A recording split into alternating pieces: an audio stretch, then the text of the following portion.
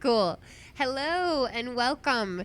Thank you for joining us, UX team by Nearsoft, once again for a webinar. My name is Kim Lantis, and joining me today are UX and UI designer Miguel Medina, Hello, everyone. as well as Isaac Lopez, who's a senior developer here at Nearsoft. Thank you for joining us, guys. Hey, hello. Thank you, Kim. Thank you, Kim.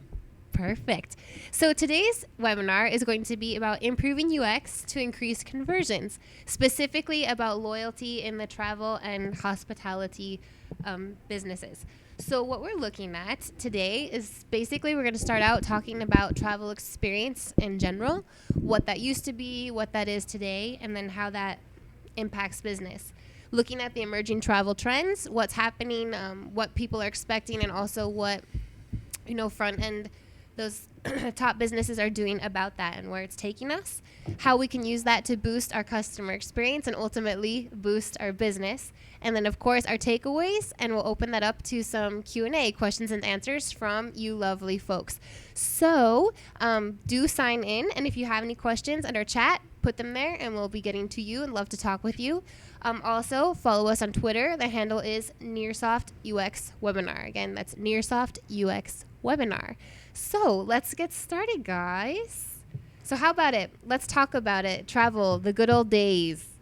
How we experienced travel. For me, growing up, that mainly meant road trips, camping, trips to grandma's house for holidays. But today, I think now travel is much more accessible, much more affordable, and the experience that people expect or the experiences they're having have evolved. So let's talk about that. And I think along with that, maybe there's good experiences and bad experiences to discuss. So let's start there. Who has either one of those, good or bad experience? Yeah, thank you, Kim, for the great introduction. And well, we all have experienced trips at some point in our lives, and we know that the whole process of planning, researching, and defining the budget to up to the final decision, it could be overwhelming to us. And travelers do not need an extra burden, as it will be a complicated interaction with a site or a service, and it could be a problem when they try to book a flight or a hotel. And bad experiences create barriers to travelers, and those barriers can determine whether we use or not certain services, whether we purchase the flight or not. And this reminds me a time when I was trying to book a flight, and I was using this site, and the interface was kind of confusing. I couldn't understand well how the calendar of the dates worked. I thought I was doing the right thing and ended up having a wrong date. So we don't have these kind of things to happen, especially when we are going to spend a high amount of dollars or pesos or whatever. And I ended up calling the customer agent services to please help me fix the problem. And I had spent a lot of time talking with them, and in the end, I ended up paying a fee, so I couldn't lose my flight. But that's not all about. That's just only one side of the coin, and we all have good experiences as well. And I think Okay. if I can explain it a little more about. Yes, I do have one good experience, and I think that the best experience that I have had is when I was a child. And it's funny because the best experience is when I didn't plan and somebody else planned for me. In that case, was my parents. They planned a road trip to Acapulco Beach, so everything was there for me. So Isaac just aged himself. This was back when Acapulco was the place to go rather than Los Cabos or Yeah, yes. Riviera Maya. On the old days, Acapulco was the place to be. so so the good thing is that was everything there for me, and we have this trip to the beach, and there was one funny scene. Even if I think that is the most memorable travel experience for me, Even if at that time was I think the only time that I was near to death because I was about to get drowned on the beach. The beach on Acapulco is really wild, so I didn't was prepared for that kind of waves. So I got a really good spin on the beach, and nobody saw it. So after that, I got a good meal, a good dinner, a good things, a good other experience. But the funny part is that even I was near to that, I remember that my best travel experience because everything was planned for me. Right, like the luxury of being a child. Like you don't have to worry about anything. That freedom. Like mom and dad took care of it, and I'm just along for the fun ride. Yes, that Even was though the I have to best. hide my near death experience from them, because then you're afraid of the wrath of mom and dad. Sure. Right, Yeah. great. So I think that's really fun. The idea of that. I think it highlights a couple things for us that bad experiences can happen, so things need to be easy for us. But I think that emerging trend of we're looking for the control, like we like the idea of searching, of booking things on our own. Yet at the same time, like Miguel had said, the other side of the coin is we want it to be easy, right? Don't want to worry about it so much. But I think that's part of the accessibility of travel today. It used to be that you have a travel agent, those who could afford it, who'd plan it all out for you, and all you had to do was pay.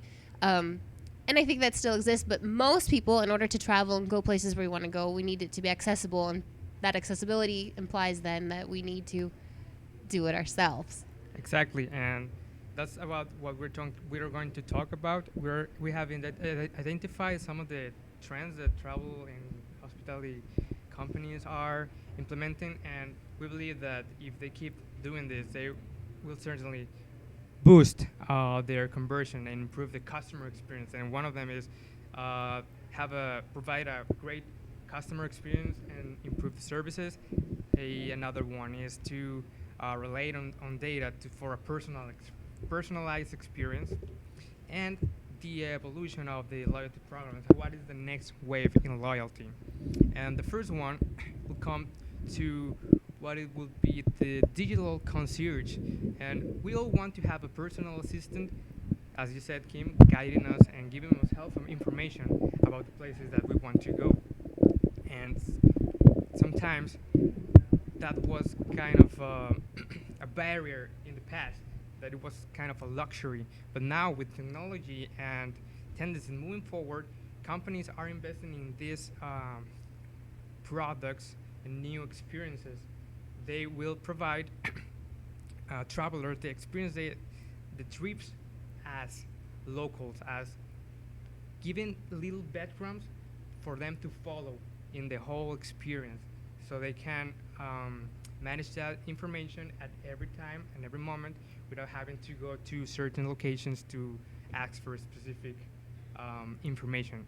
And well, they are taking advantage of it. And one of the things that comes to my mind is the things that Google Travel is doing with Google Trips, which kind of allows users to travel, to plan their travels and their trips better. They suggest locations of interest, the places to go, and all that you have, all that information, you just have it in your mobile phone. So it's great. Right. Yes. I like how it goes back to like the idea of the control. Like if we look back at the good old days of travel agency, I think usually it was like, here's our package. This is what you're gonna do. Have fun, which isn't necessarily a bad experience, but might not necessarily be what you're ultimately interested in, or even limited to what's ultimately out there. So I think giving people more options, ability to choose and to choose for themselves is really key.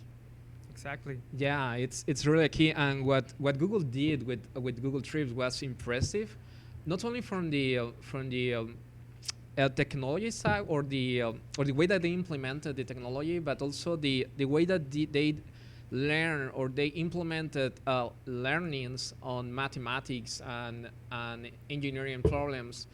Than that, for example, the Google part, they they got a good solution for a problem that all the travelers have, which is how to plan the better itinerary that meets my needs. And so, and I want to have that control in some parts, but in other parts I want to get loose and just get the suggestions. So the Google guys use a 280 years old algorithm to to implement this solution, and it was really impressive for me from the engineering side because they not only use the user preferences, but also use the crowd wisdom to give these solutions, and also they use this data to create the perfect itinerary for you, and at the same time they give you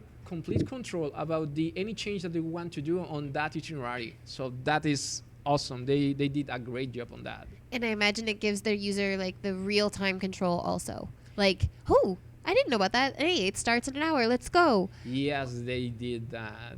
They even tell you the opening hours of certain place, so you have to consider that. Also, the traveling time between your hotel or the place that you want to go, and it gets considered into your itinerary and into your whole experience. Just that one stop shop, so to speak, where you get the suggestions. You don't have to look around. Hey, what's in the city? What's not? And spend your time, but rather this is what there is, and then choose from there. Yes, that's really impressive, and that is shaping the next wave of this kind of digital concierge. Um, for example, there's other engineering problems there, and there's other companies that are doing great innovations on the kiosk side of things. Yeah, I mean, the kiosks that are being implemented are like expanding the users to have control on the things that they want to do, and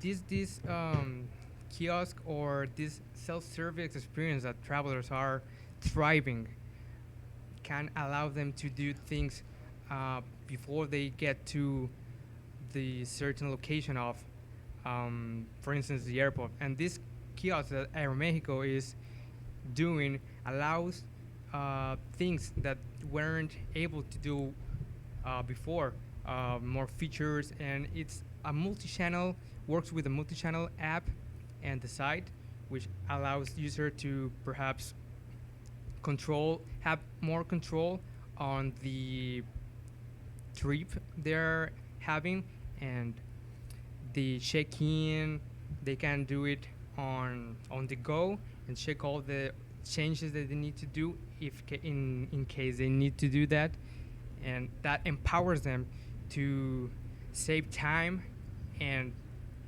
have a better experience. They will still need eventually help, but will certainly reduce the amount of effort they will experience with this automated self-service initiative that travel and hospitality companies are doing. You know what? With this kind of solutions, there is always this problem that happens. For example, with the shape sorting toy, where you have like a way to do things. The engineers just got into almost all these scenarios that a user can think of, but always you got a user that wants to fit a square shape into a triangle hole. So that's always happening. So that's something that we have to consider, that we're gonna have this kind of users, and the problem is not to implement these self-service technologies, hardware, software. The problem is how we make this more human, how we provide an option to talk to a human being, and for example on the line services, line or 100 services for customer support, you always want, hey, for English press 1, for Spanish press 1, and where is the number for talk to a human? So this is... We can all remember that. I'm sorry, did you say yes? Like, yes, I said yes. No, but I like that, the idea of having to make it more human. And I think especially because, I mean, I don't know necessarily the history behind self-service, but I imagine the idea was pushed more from the businesses, and then something that people have then gotten accustomed to, and then in return are now pushing it back on the business with the expectation of being able to serve myself more and more and more. The ease of speed, showing up, not having to wait in lines, not having to go through all of this time consuming acts, and just the more automated it can be, the better for me as a user.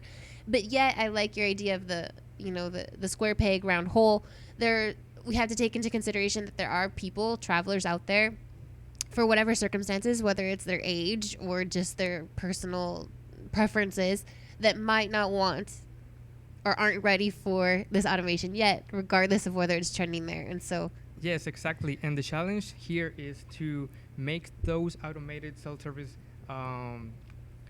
service or products intuitive enough for them to have a low learning curve.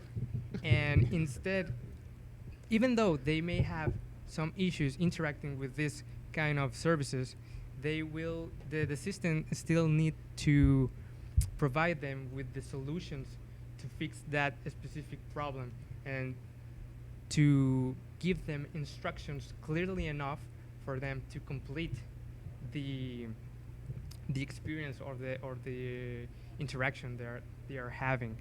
And I think that's a very important point that you have just mentioned. I thank you, and I think too it's important then when you look at that, like the data, like as a, if that's the trend, if people are expecting that personalized, but you as a business need to follow that data and even realize where is my hiccup, where are people having trouble, and be able to fix that. Yes, of course. I mean, users are expecting to have a personalized service based on their priorities and preference. And in order to achieve that desired experiences, travelers are willing to share some of their personal information. I mean, when we agree to certain terms and conditions, we'll have give permission for that. And that's how companies leverage the usage of big data to adapt to Interesting. new traveling trends and make adjustments in their business strategies. For instance, let's put an example here. If a large amount of potential customers are looking to travel to, let's say, Cancun, Mexico, companies then can create new campaigns to promote Cancun with different ads and booking deals that are tailored, specific to what you are interested in.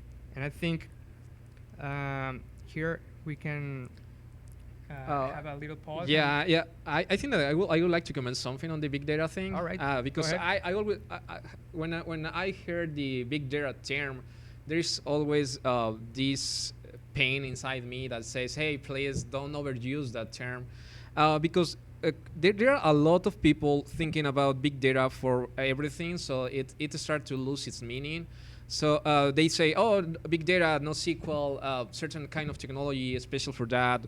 Everything is new, something new, but we have to remember that Sabre around the 60s, they already have this kind of system around. They already gather a lot of information for travelers. They already gather a lot of routing, airplanes, and everything there, with technology that nowadays is like a calculator. So they already have a big data. They already have analytics or something like that. The tools were primitive, but nowadays there are people thinking that big data and analyze and implement suggestions or features driven by data is difficult. It is not. For example, there was a team we were working on where a team member, Ellie, was working on something that. Ellie. Yeah, she's great. Yeah. She implemented a great things using both words, the NoSQL data storage and the relational database storage.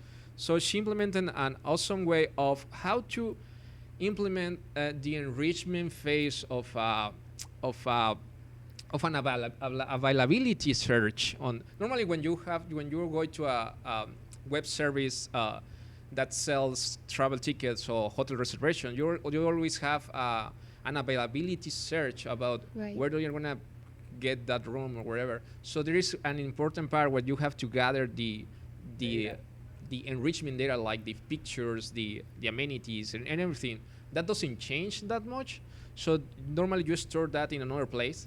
So Ellie did a great thing about joining this, going directly to the providers, and also going directly to the NoSQL and big data things, and merging into one piece that was delivered to the user in a fast way. So the thing is that this is already there, and just not. I don't like to englobe everything under the big label of big data. So is it safe to say that the big makes us think quantity, but it's not always about that? We definitely have to keep in mind the quality and hone in on exactly what you're looking for and what's going to serve you best. Yeah, of Yes. course. Thank you for wrap. Yeah. And another thing, well, a good example of how companies are implementing this kind of analysis or apps, it's what Booking.com is doing with Booking Experiences, which is an app that has recently launched on London, in Australia, and Dubai, I believe. And well, this app learns from your behavior, and it harnesses artificial intelligence and will provide you with suggestions of things to do and see. And it will not only learn from you, but will learn from all the travelers that are similar to you, and based on that, it will curate the content and give you exactly what you may desire or want or need. So using that big data to then become going back to that digital concierge that we're talking about. Yeah, I mean, everything is related, and everything will boost the experience and the overall service, which will lead in engagement and conversion. So this app then has the tech. For example, it can determine or think that if I'm traveling romantically, like on a honeymoon, or if I'm on a family trip, looking at the ages or the places that I'm going, and then detect, oh, I think that this person must fall into X category, and then feed the options accordingly. Something like that. I mean, it will find patterns on the behaviors of all the users, and will curate that. And another thing that this amazing app do is not only give you suggestions, but has the ability to show you the what events are ready be to buy the tickets, and it's kind of linked with your credit cards of choice, and with just a matter of one click, you can book one of the events wherever you are. And Nice. this will also allow you to experience travel on the go, Uh-huh. and that's I mean And that's an amazing easily, experience. like Isaac's parents, so Yes, you don't have to yes. worry about much. Yes. And then I imagine too, like it would be important to keep in mind, going back to the big data and just overall customer service, to keep in mind the suggestions that are being made, like looking back perhaps at reviews of the places that you're offering. I mean, you would want to keep in mind that you're offering good experiences, right, and not bad ones. Is that something that you think is worth considering? It is actually. It's part of the common algorithms that assign weights to good ratings or bad reviews. So they consider that in place. So there is always some kind of decision about good experience, bad experience, and what does that mean, and how those that are measured. So some of those are measured by the bad reviews amounts that a given place have. Some others are like just because it's not what you really seems to like from the algorithm point of view. So there's a lot of things considered. Yeah, I mean, another thing that I was looking at is how, I mean, the how the systems learn from the behavior. I mean, though that artificial intelligence, I mean, it's kind of pretty amazing, because I saw an example of how IBM helped the Hilton to create a robot that will help users get their check-in on time, and allows them to skip all the lines in the front desk, and will help them focus on real important issues that some of the customers may have. I mean, what do you think about that? Yeah. So you mean how does work? How does that things work? So in in a very simple summary and not that accurate, it's the problem with how to make algorithms to learn or how to make technology to learn. It's like a classification problem. So when you wants to predict or wants to do something in prediction of using past data, more or less it's like when you want to draw a line with a bunch of dots. So what the engineers do is like draw a canvas and just put a dot inside a canvas, and later you will start to see like a line that is being drawn by all of those individual points or data points. So you're gonna start to see patterns. So the big problem in or the big problem in machine learning is how to classify or how to draw those data points and how to identify patterns on those data points. So there are a bunch of algorithms that does classification, and later there are others that try to predict or come out with new patterns that are based on the what you see before. And there are others that are the impressive part is that when you don't see anything and you are learning from just a few points, that's the next wave on machine learning. So it is an interesting part. I always assume like it's a problem of classification and drawing lines with dots. All right, that's cool. And I think that kind of services kind of boost the loyalty that you may have with certain brand in using their services products, and which lead us to the next trend, which is the next wave in loyalty. And we all know that travelers are no longer presenting behaviors that are influenced by pure brand loyalty. We are all instead influenced by the overall experience of the service, right? So if a certain service or company put barriers into our experience, we certainly will definitely will use another one that doesn't, right? Right, and I think the trend is that people are less gracious. Like there's less wiggle room. Like really, you screw it up once, and there could potentially be gone forever, right? Yeah. There's not like, oh, I'll give you another chance. Like with so much competition, I think, and variety out there, it's something that we need to be very conscious of. That how important that user experience really is. Yes. And what travel and hospitality companies are using to retain the loyalty of certain customers is that to have some impact in the experience, facilitate all the process of traveling. And other thing that they are doing it are, well, that they have been doing are the loyalty programs, but how these loyalty programs are evolving, are adapting. These loyalty programs are not about points anymore. It's about providing a real value to customers.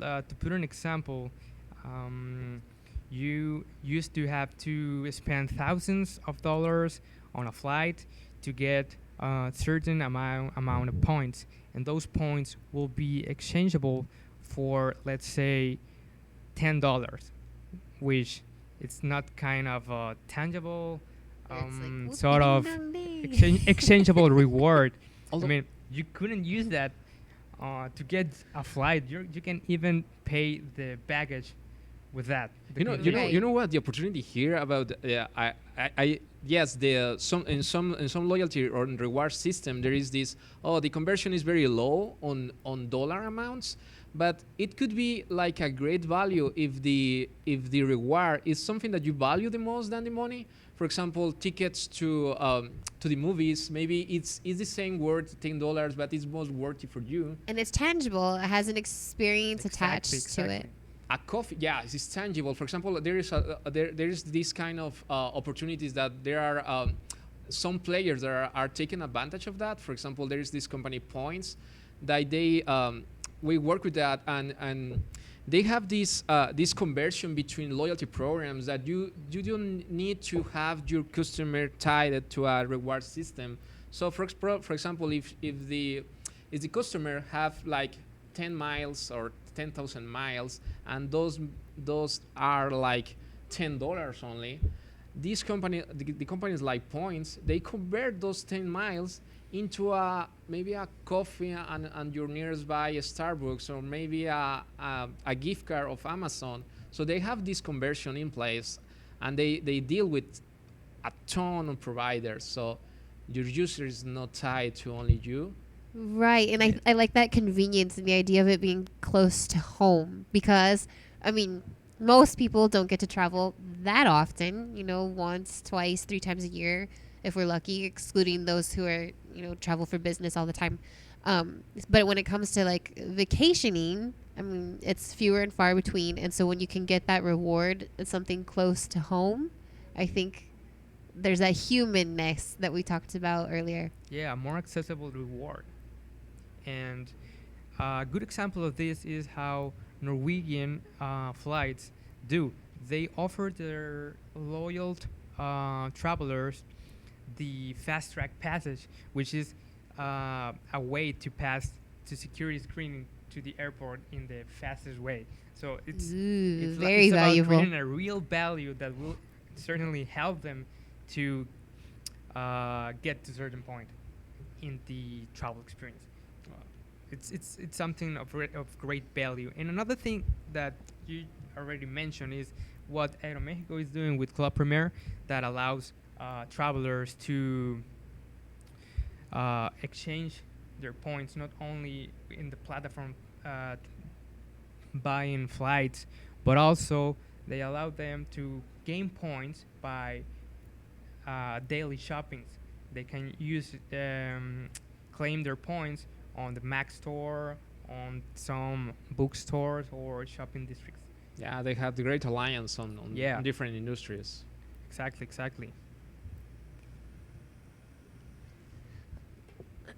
Excuse me. It's okay. Sorry.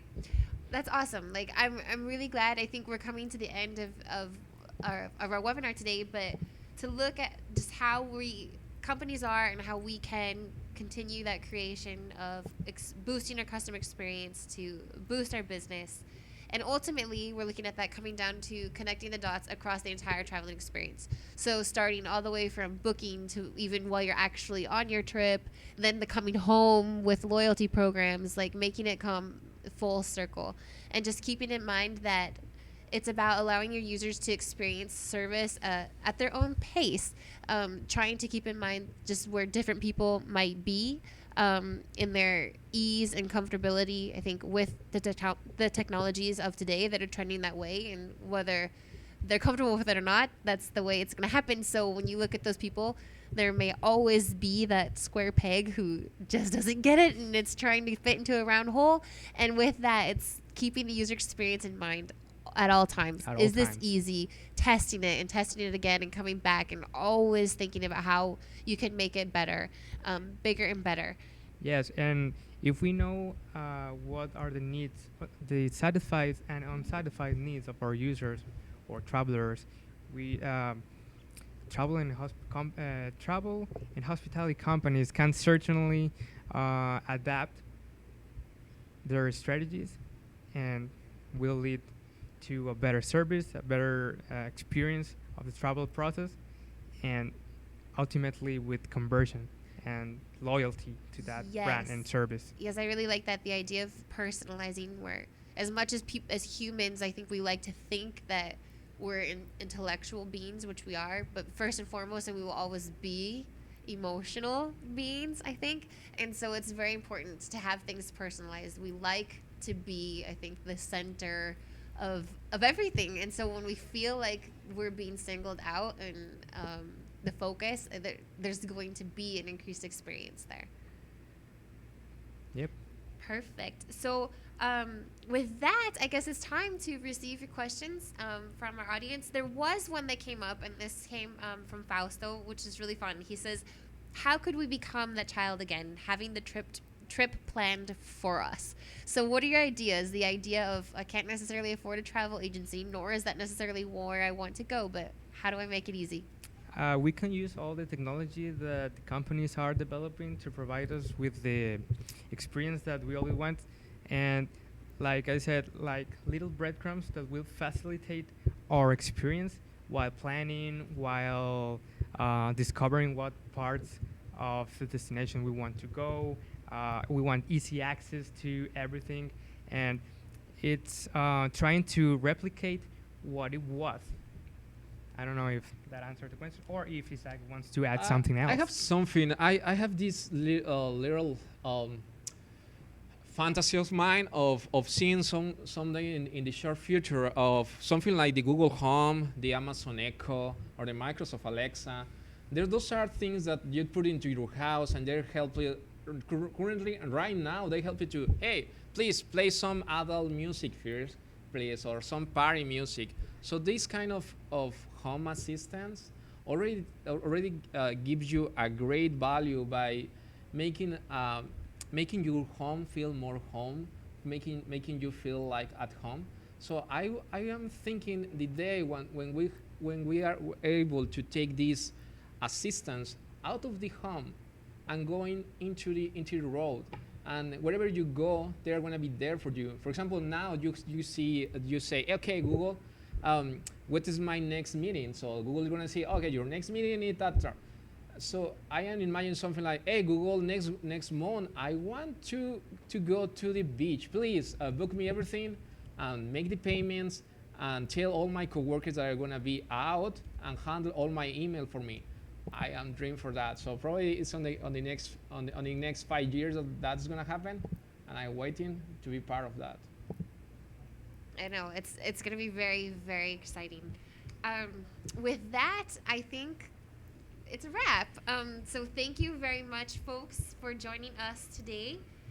Again, Kim Lentes, Miguel Medina, Isaac Lopez. It's been our pleasure.